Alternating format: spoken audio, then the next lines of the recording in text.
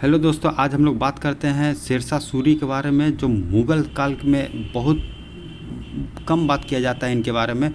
और इन्हीं के बारे में बात करते हैं। छोटा सा कार्यकाल था 1540 से 1545 के बीच में।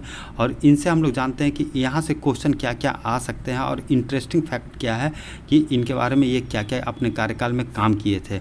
तो सबसे पहले हम लोग बात करेंगे तो 1540 में ये राजा बनते हैं। 1541 में गख्खर जातियों के साथ जो युद्ध करते हैं। ये जो जाति थी ये बहुत ज़्यादा लूटपाट करती थी और सामान को बहुत नुकसान पहुंचाती थी।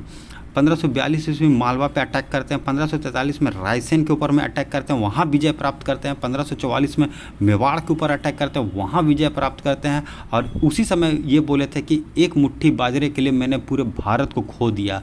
ये इनका लाइन था मेवाड़ जीतने के बाद।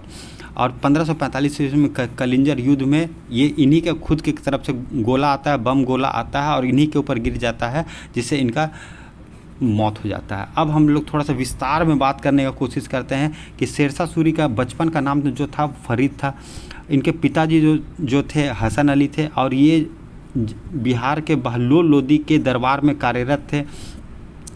और हसन अली की मृत्यु के बाद शेरशाह सूरी ने नुमानी वंश के दरबार में काम करने लगे थे। और उसके बाद जो थोड़ा सा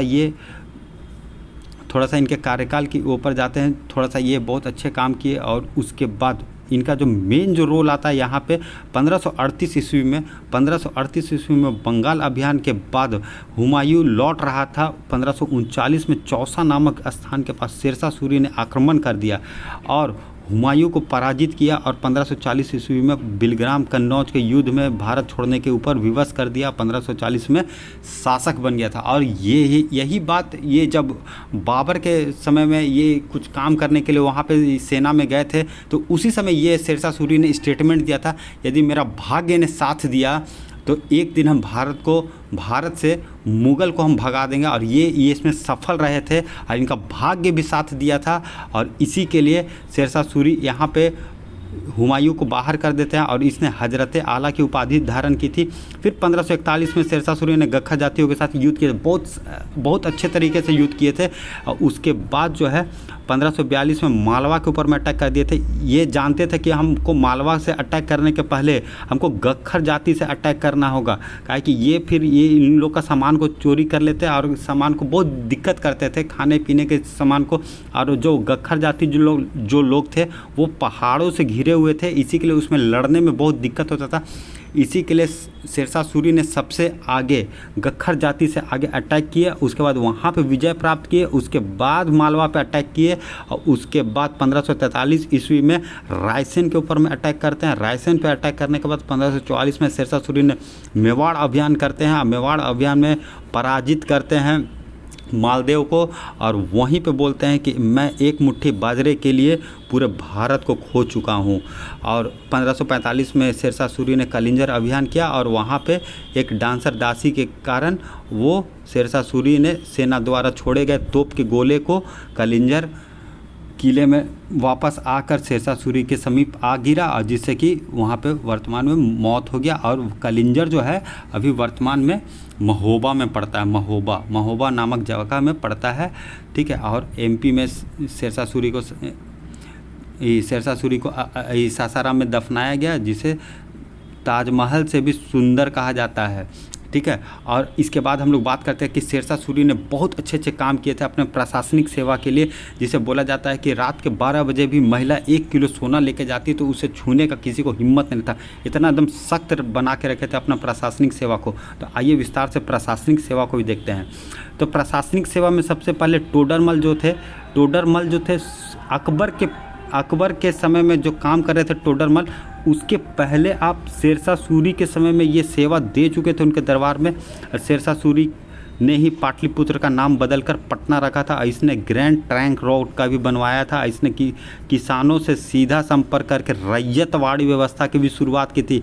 ये सब क्वेश्चन आने लायक रहता है। कर को चोरी करने के लिए भूमाप की व्यवस्था को जाप्ती व्यवस्था भी कहा गया और जाप्ती व्यवस्था को भी लाए। और इसने सीधे कबूलियत और पट्टा व्यवस्था की भी शुरुआत की। तो पट्टा और का विवरण कितना लिया गया और कितने समय के लिए लिया गया, ये सारा डिटेल्स लिखा हुआ रहता है। और यही आज के टाइम पे भी दोस्तों ज़मीनों पे भी कबूलियत और पट्टा जो है चल रहा है, ये शेरशाह सूरी का ही देन है। यही व्यवस्था दिया गया है।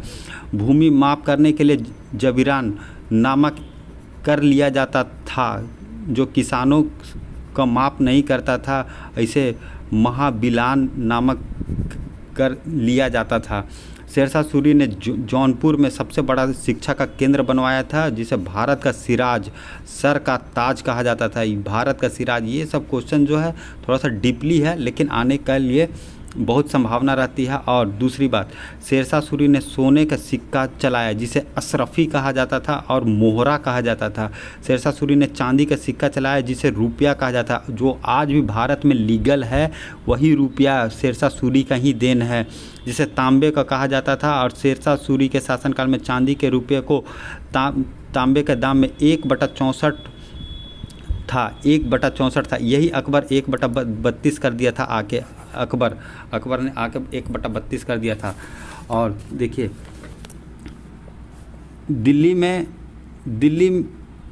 में किला एक कुहना नामक मस्जिद का भी निर्माण करवाया था शेरशाह सूरी ने। और ये बात इशारा करता है कि शेरशाह सूरी इसके समय पुलिस व्यवस्था बहुत अच्छी थी और इसके कठोर न्याय दंड व्यवस्था के अपराध के लिए दिया गया था।